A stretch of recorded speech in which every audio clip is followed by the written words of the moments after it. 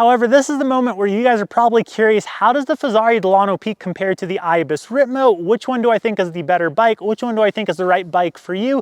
And do I think either of these bikes does something better or worse than the other? So let's get into it. What's going on, you guys? Welcome back to the channel. In today's video, it's going to be a little bit different. Normally, my girlfriend Hannah and I go on a bunch of adventures. We've actually been living in Mexico the last 2 months, riding a bunch down here and eating so many tacos. And yeah, although we've been having a ton of fun, it is time to do a long-term review on our Fezzari Delano Peak and also compare this bike to our previous bikes, the Ibis Cycles Ripmo, because that is probably the most popular question we get, whether it's through Instagram or YouTube, is how does the Fezzari Delano Peak compare to the Ibis Ripmo?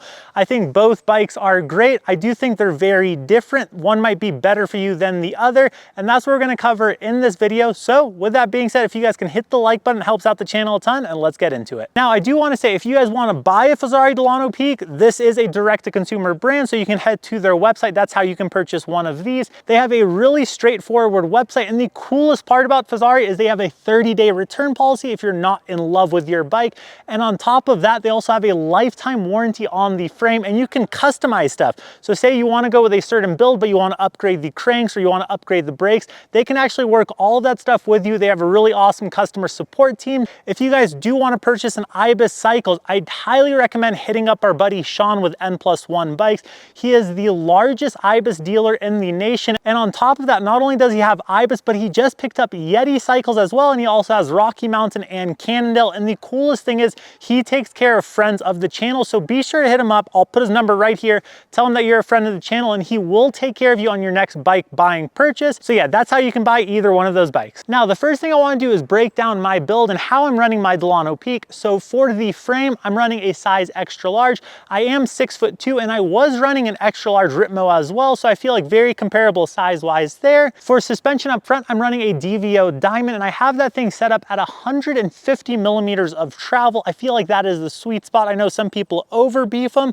but I like that 150, kind of keeps the geo in check. For the rear shock, I'm running the DVO Topaz. Now, this is the newer Topaz. This Topaz shock literally feels like a coil shock and an air shock had a baby. We've also been super stoked to work with DVO suspension over the last few years, so if you guys need anything from them, once again, just tell them you're a friend of the channel and they will take care of you. Moving on to the cockpit, these are my personal favorite handlebars. Are the 1UP carbon handlebars, and they have a little bit of flex built into them, which is why I really dig them. I run them in the 20mm rise, and I feel like the sweep just works so well on my wrist. Connecting those handlebars to the bike is an Industry 9 A35 stem, and I just love the anodization of the stem. It's nice bling bling factor and made in the USA, so I love it. For brakes, I've been running SRAM Code RSC brakes. In love with the Code RSC brakes. I just feel like so much stopping power and modulation. However, I do run them with Shimano Ice Tech rotors. I feel like that's the money combo right there, and I run a 203mm rotor up front and a 180 rotor in the back. For the grips, I've actually been running 1UP grips, and these things, when I first got them, I was skeptical because they felt super thin. However, after running them here in Mexico for the last approximately 2 months, these things are insane, and I will be using these on future builds. For the drivetrain, running SRAM AXS. I absolutely love AXS. I feel like the shifting is so precise and consistent, especially as the bike gets older and as you put more miles on the bike. There's no inconsistency. You're not dialing in shifter cable tensions and whatnot. And yeah, overall, been super impressed with the AXS setup. I run a GX rear derailleur just because I don't feel like there's any differences in the derailleurs. I've run both that and the XX1. They feel the same, but I run an XX1 chain with a GX cassette. The only reason I run the XX1 chain is because I have felt, and this is just personal experience, that the XX1 chain actually lasts way longer than the GX chains. So yeah, I run the XX1 chain with a GX cassette with a GX rear derailleur, and I actually run XX1 cranks because I like the weight savings and the stiffness, and on top of that, I normally move my cranks from bike to bike. For the dropper post, I'm running another 1UP product. It's actually the 1UP dropper post, the version 2, I believe, and I've actually been very impressed with this dropper post. I'm running it in the 210mm configuration, and yeah, in Mexico, it's super muddy. Our bikes have been getting thrashed, covered in mud almost every ride, and this thing has been going strong. Very impressed with it. Connected to that dropper post is my Specialized Mimic saddle. It is a woman's saddle. However, this saddle literally follows me from bike to bike. I do pick up new ones from time to time, but once again, I run this on all of my bikes. It's the most comfortable saddle, and I can't recommend it enough. Now for wheels and tires, I'm actually running Crank Brothers Synthesis wheels. We started working with Crank Brothers earlier this year, and so stoked that we did because these Enduro Synthesis wheels have been amazing. I have absolutely thrashed them with no issues whatsoever. The coolest part is they have a different spoke configuration, so 28 up front and 32 in the rear. So you get a little bit more flex and traction up front and a stiffer wheel setup in the rear. And once again, I can't explain how impressed I am with these things because I have used and abused them and there has been no issues whatsoever. So yeah, super impressed with the Crank Brothers Synthesis wheels. For pedals, I'm actually running the Crank Brothers Stamp 7s in a size large. These things also are very impressive because I feel like the traction is amazing and it has a very low profile. I used to run Deity T-Max in the past and I feel like these are comparable in terms of traction. However, you have a little bit of a lower profile, so I'm not clipping as many rocks. I'm also running a 1-up chain guide on here. I like this chain guide because it's so low profile. I'm not a fan of those big bulkier ones. So yeah, very impressed with this thing. Now for the dropper post lever, it's actually a wolf tooth remote lever, and this thing's been really awesome, and yeah, just cool to support made in the USA companies. For tires, I'm actually running Maxxis Minion DHFs 29 2.5 both front and rear. I actually run the 3C up front because the 3C I feel like wears out a little bit quicker and has a little bit more traction, so I like that one up front. I'm just running a traditional tubeless ready compound in the rear, and that one I like because you get a little bit more life out of that compound. Let's get into the review of the Fezzari Delano Peak and compare it to the Ibis Ripmo. So in terms of Fezzari Delano Peak, let's start off with climbing. For climbing, I feel like this thing has been one of my favorite climbing bikes just because I feel like I can put it exactly where I want to on climbs. It's agile, it's lively, I don't feel like it's holding me down. However, there is a good amount of traction. So when the going gets technical, I feel like this bike just stays planted to the ground. It feels like it has a little bit more of an active style suspension design when I'm comparing it to that Ripmo in terms of climbing. So when you do get to more technical section, I feel like this thing stays planted to the ground. On top of that, I feel like the efficiency is really nice and I don't find myself reaching for the lockout very often. We have a lot of big climbing days out here, and yeah, absolutely in love with how this bike performs uphill. In terms of where I am in the bike, when you're sitting on the saddle, I do feel like I am sitting in the bike rather on top of the bike. That has been an issue with some bikes in the past. And I feel like the pedaling position on this thing, you're right on top of that bottom bracket, and that's coming from that super steep seat angle. So I feel like all of that power you're putting down is translated into forward momentum. One drawback to this bike when it comes to climbing that I have noticed is when I am on more pavement style climbs, like we have a huge pavement style climb to get up to the trailheads from our apartment here, I do feel a little bit of bob from it being a little bit more of an active suspension design. So I do find myself reaching for the lockout then. However, as soon as we get to the trailhead and I'm on a fire road or anywhere where there's a little bit of dirt, a little bit of traction needed, at that point, this thing is a climbing machine. I constantly find myself cleaning things I did not think I would ever be able to. Now, when it comes time for downhill, I feel like this thing puts a smile on my face every single time.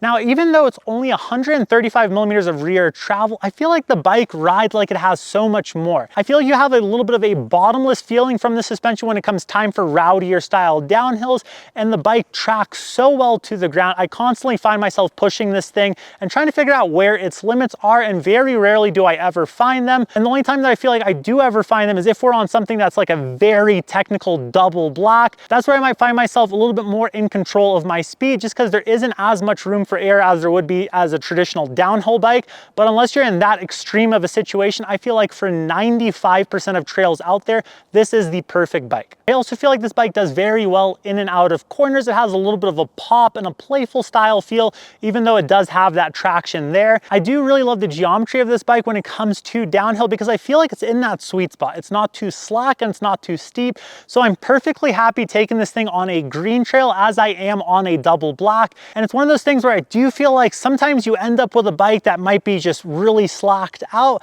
and you might be like, I don't want to ride that green trail today because your bike feels super sluggish, maybe not as lively. This doesn't have that issue. I'm perfectly happy on that green trail whipping around, but at the same time, I know it's very capable and I could take it on that double black trail. Now, in terms of drawbacks, once again, it is only 135 mils of rear travel. And even though it does feel bottomless, at the end of the day, you do still have a cap there. And so when you're on that double black style trail, you might feel like you're a little bit underground, especially if you're taking it at a high speed. At that point, you might want to look into getting something like the LaSalle, which is its bigger 170 millimeter travel sibling. I actually might be building one of those up soon, so really excited for that. But yeah, just kind of making that known that 135 mils of travel will get the job done 90 to 95% of the time. However, if you find yourself just fully rocking out on double black downhill style trails, you might want to consider getting something a little bit bigger. But yeah, you guys, been absolutely loving the Delano Peak, both uphill and downhill. However, this is the moment where you guys are probably curious, how does the Fezzari Delano Peak compare to the Ibis Ripmo? Which one do I think is the better bike? Which one do I think is the right bike for you? And do I think either of these bikes does something better or worse than the other? So let's get into it. So breaking it down, the way I would describe it is it really does come down to what type of rider you are. I do think both bikes are amazing bikes. I really love the Ripmo. I really love the Delano Peak. What I would do is I would ask yourself, what type of rider are you? Where if you're the type of rider that you're looking for a very burly style bike, you want a bike that's gonna pedal well, but at the same time, you know that you really do love the chunkier style downhills. You want something that's gonna be very capable so you can take to the bike park and at the same time, still take to your local trailhead because it's still pedalable, it still pops really well.